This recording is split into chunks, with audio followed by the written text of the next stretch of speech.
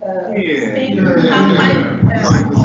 on. 10 minutes. 10 minutes. Thank you very much, Madam Mayor. And this is truly the double whammy budget of higher taxes and cuts to our frontline services and cuts. The financial situation of this authority is spiralling. Since the Cabinet report was published 2 weeks on, in this Council report, your MTFP gap has shifted by £3.6 million in 2 weeks. That's more than we spend on revenue on street lighting in a year. And we have warned and warned and warned of the risks of your financial strategy. Pre-COVID, you had a plan to repay your debt. You clearly recognised that you maxed out the taxpayer's credit card, but the leader came in and she decided to scrap that and pile on borrowing, and you all went along with it. So what do we see? All that interest has to be paid back.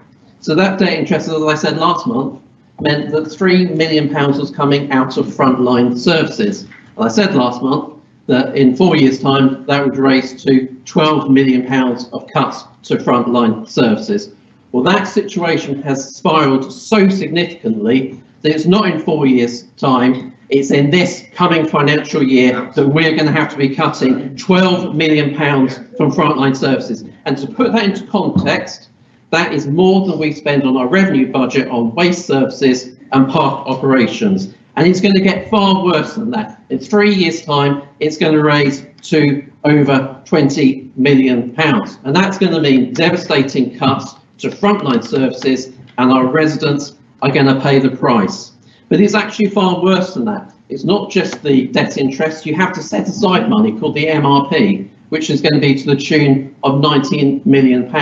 So your £286 million budget, £32 million of that is going to be related to debt. Yeah. That is money that you will not be able to spend on frontline services. And it fills me with no joy to say that we have repeatedly warned and warned and warned of the risks of following this irresponsible financial strategy, but you ploughed on, so the day has now come that regretfully we say, we told you so. Yeah.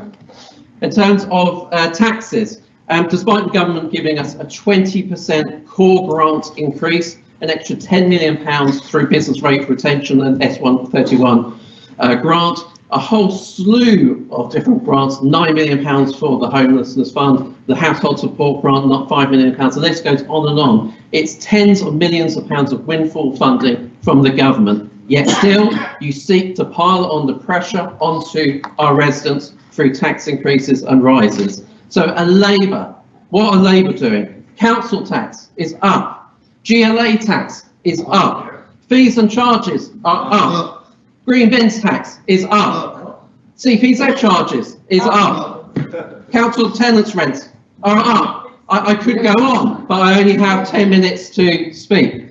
Yet still you carry on your wasteful. Yet you still.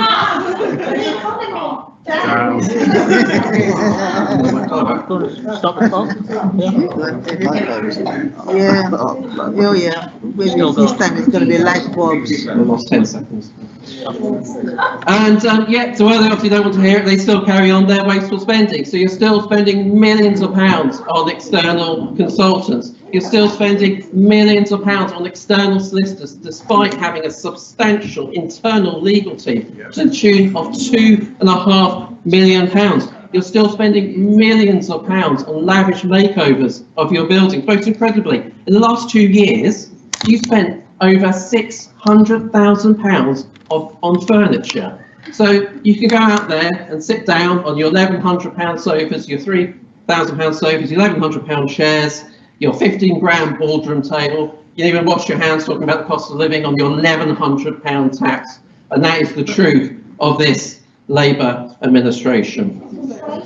Just moving on to the cost of living. The cost of living report items, actually all of them refer to the government support that's coming in, uprating the benefits, uprating pensions. As I mentioned, last year, most vulnerable in our community received up to £1,200. The government's actually extended that, and it's going to be up to £1,350 this year. The government has extended the household support grant, £5.6 million. That is the fourth largest allocation of the 32 London authorities, the fourth largest allocation.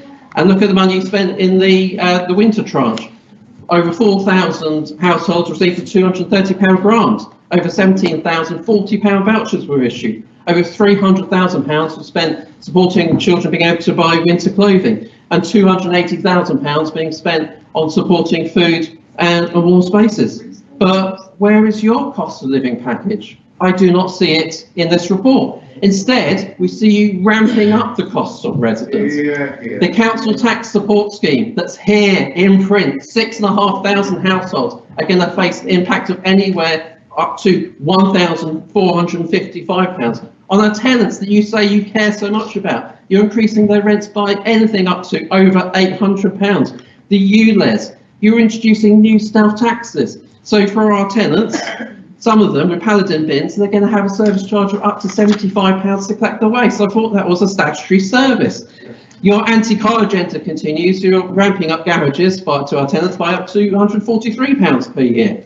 And worst of all, a new self-tax, the lift maintenance tax. You're going to be introducing a service charge to many of our residents of up to £150 per year to maintain lifts. Surely that's our duty. Surely we should not be passing that on to residents.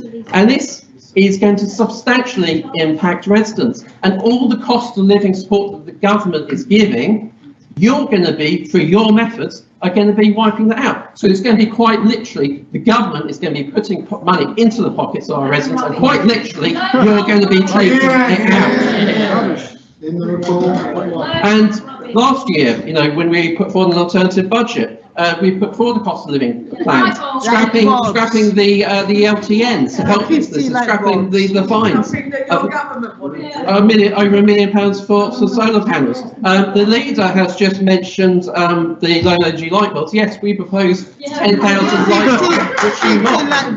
Well, I see the lead and deputy leader laughing. They actually need to speak to their finance portfolio holder, because thanks to the Conservative household grant, in the winter you bought 9,000 light bulbs. So fantastic! You shouldn't be cheering. You should be cheering because you've adopted Conservative policy. Fantastic! So let's move on. So let's turn to the manifesto. Can we stop time? Sit down. 10 more seconds. So let's move on to the manifesto. You're actually effectively in the second year of your administration, but where are your manifesto commitments? Where's the 200 light-up cameras? Where is the Lido? Where is the skate park? Where are all the park cafes and toilets? As we see in the reports, he's still working on feasibility studies, grants. It's an uncosted plan which is still not delivering. So in summary, what do we have? We have no plan to deliver on your manifesto. We have higher taxes that are going to be impacting the poorest in our society most. Devastating cuts to frontline services because of your decisions, which we warned about. And no cost of living package. You keep talking about the cost of living, but there's nothing in this budget to help our residents with the cost of living. So rest assured, we will continue fighting you every step on the way with your failures. Well said.